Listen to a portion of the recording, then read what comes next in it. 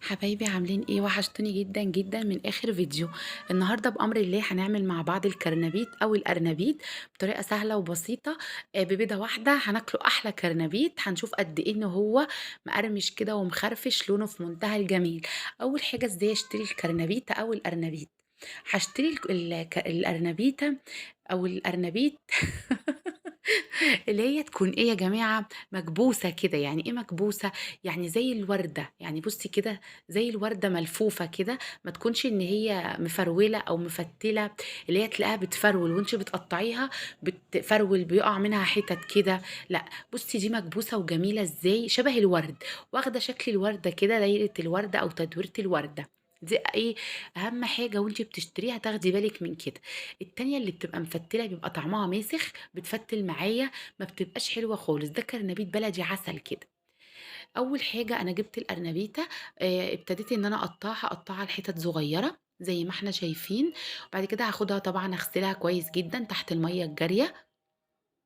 بصي هقطعها كلها كده بالمقاس ده زي ما احنا شايفين. بصي تحسي ان انت ايه، هتقلي ورد. والله العظيم بجد حلوه قوي.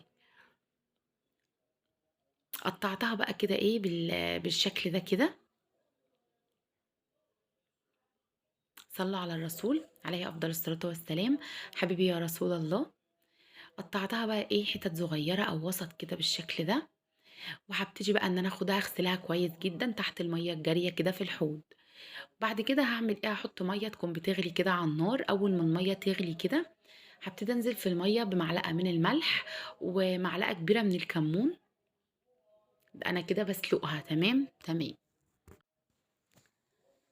نزلت كده بالملح بتاعي والكمون بالشكل ده. هبتدي انزل بالارنبيت. ولما تنزلي بالارنبيت في الميه انزلي ايه، العرق كده اللي هو تحت دوت ايه، نحطوه كده في الميه وتبقى ايه، اللي هي الورده دي من فوق، لان طبعا العرق اللي تحت دوت بياخد سوا اكتر. وما تسلقيش الكرنبيت جامد، يعني انت تسيبيه 3 4 دقايق بس كده على النار. وبعد كده تطلعيه عشان ما يتهرش منك.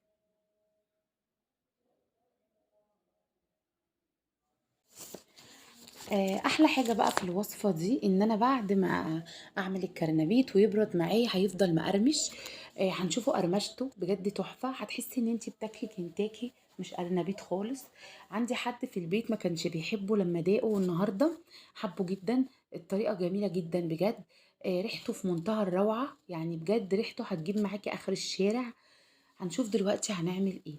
معايا بولة كده، خلاص انا سلقته بقى وركنته. معايا بقى بولة، نزلت كده في البولة بكوباية من الدقيق، عليها ربع كوباية من النشا او كيس كده من النشا. حطيت معلقتين من الملح. حطيت فلفل اسمر، نص معلقة صغيرة فلفل اسمر. معلقتين كمون، طبعا كتري الكمون.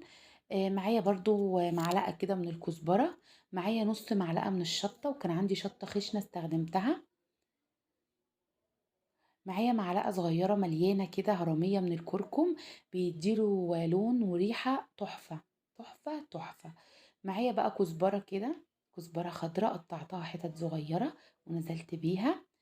معايا توم، توم مفروم فرماه كده. آه، وضفت معلقة من الباكنج باودر، معلقة صغيرة من الباكنج باودر. دلوقتي معايا بيضتين، هبتدي ان انا ايه، اخفقهم او ايه اربهم بالشكل ده، ادوبهم كده.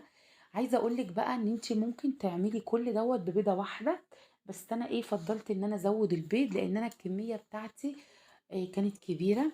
لكن انت لو حطيتي بيضه واحده هيديكي نفس النتيجه، والله العظيم تحفه. ودلوقتي ابتديت ان انا انزل بكوبايه من الميه الدافيه. وهبتدي بقى اقلب الخليط ده كويس جدا لحد ما نوصل مع بعض للسمك اللي هنشوفوه كده مع بعض. بصي بقى لون الخلطه بتاعت الارنبيت، لما تحطي بقى فيها الارنبيت هيبقى لونه حلو جدا جدا. هتشوفيه دلوقتي لما يتقلى. انا كده خلاص جهزت الخلطه بقى ايه. دي اول حاجه كده. بصي القوام ده اللي انا عايزاه، بصي كده اللي هو مش سميك ومش خفيف قوي. هعمل خلطة تانية هتبقى هي السبب بقى او السر في الايه، في التحمير والقرمشة، اللي هي هتحسسك ان انتي بتاكلي كنتاكي. والله العظيم اللي عندي في البيت جابوا مايونيز وكاتشب واكلوا الارنبيط ده بيه، والله العظيم من جميل. عندي بولة تانية فيها كوباية من الدقيق، معايا رشة ملح، معايا معلقة كبيرة من النشا، معايا معلقة صغيرة من الباكنج باودر. هقلب الخليط ده كله مع بعض زي ما احنا شايفين. هبتدي اخد الارنبيط بتاعي، احطه كده في الخلطة الاولى، او اغطسه كده في الخلطة، وهاخده واطلع بيه على الدقيق بقى والنشا واللي هو ايه البولة التانية.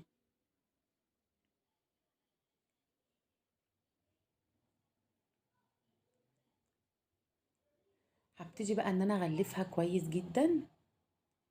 يا سمر اركني المعلقة بقى واشتغلي بايدك.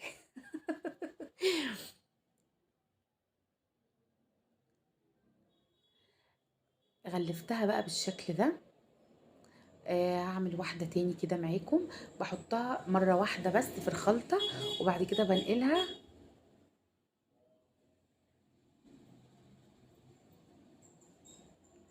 بحطها في الدقيق. معايا بقى ايه؟ معايا زيت. زيت يكون ايه، درجة الحرارة بتاعته وسط، مش اللي هو سخن قوي عشان اول ما احط الكرنبيت ما يتحرقش مني، او يستوي من بره وما يستويش من جوه، او ياخد لون من بره وما يستويش من جوه. لازم درجة الحرارة بصي تكون وسط كده، مش اللي هي ايه بيغلي قوي.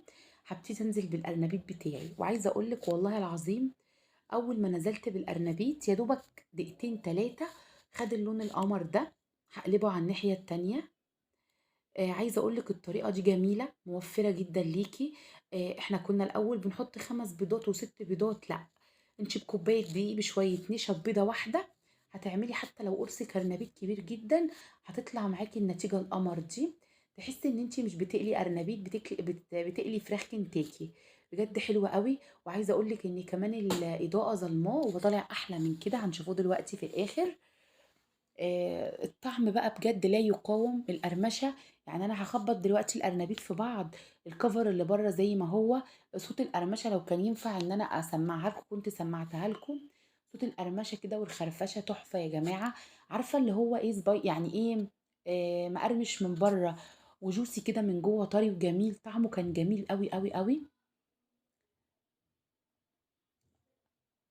بصي بقى لونه بقى. انا قليت طبعا. قليت الكميه اللي على قد الغدا، والباقي شيلته في كيس تلاجة كده مسلوق في الفريزر. لما عاوز بطلع واعمل الخلطه واقليه على طول. بصي بقى اللون والجمال كده، طلعته كده على المناديل يتصفى من الزيت، وبعد كده هنقله معاكم على خضره كده. طعمه جميل. اوعوا بقى تكونوا ناسيني في اللايك. حطوا لايك. ببتدي ان انا اصفيه بقى مصفى مقصوصه باي حاجه. طبعا واضح ان هو مخرفش وقمر قمر قمر. هبتدي بقى خلاص انا كده طلعته. بصي اللون والجمال، بصي كده الكفر ماسك. هوريكي بقى من جوه عامل ازاي، طعمه تحفة يا جماعة والله العظيم. لازم بجد تجربيه. الناس اللي مش بتحب الكرنبيت هتحبه. بصي الجمال كده. اللون حلو قوي.